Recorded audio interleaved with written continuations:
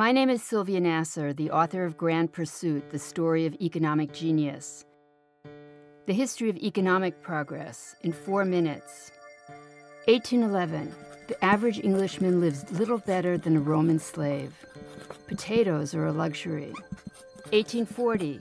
The mid-Victorian boom marks the beginning of the modern revolution in living standards. 1842. Charles Dickens writes an instant bestseller, The Christmas Carol. He calls for an end to class warfare and better wages. 1850, Henry Mayhew, a founder of Punch, invents investigative reporting with a 90-part series about London's poorest workers. 1866, labor's share of national income is rising. Karl Marx's own income puts him in the top 2% of British households. 1867, Das Kapital goes to press without Karl Marx ever visiting a factory. 1870, Alfred Marshall wonders why every man can't be a gentleman, someone who can afford to enjoy leisure and to educate his children. 1898, Carnegie Steel triples output without increasing its workforce, thanks to superior management and brain workers. 1908, Beatrice Webb invents the idea of the welfare state. 1911, Irving Fisher endorses the idea of a diversified stock portfolio. Maynard Keynes disagrees and advocates buying and selling one stock at a time.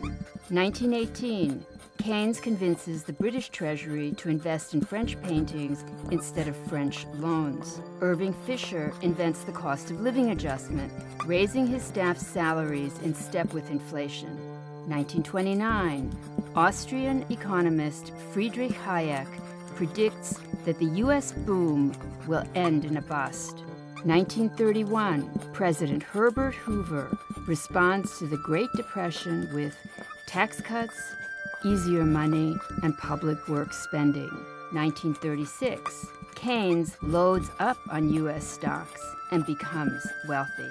1945, Hayek warns that government control of the private sector will destroy political freedom, yet supports government action to promote post-war economic recovery. 1952, Mao Zedong comes to power. China's standard of living is only 50% of Africa's and 5% of America's. 1960, Joan Robinson denies that the Great Leap has resulted in famine even as Mao declines foreign food aid. 1963, Paul Samuelson says he'd rather write the nation's economic textbooks than its laws. JFK proposes a tax cut that leads to faster economic growth and a falling federal deficit. 1979, Milton Friedman convinces President Jimmy Carter that easy money and too much regulation is to blame for the nation's economic woes. 1998, Amartya Sen becomes the first Asian to win an economics Nobel.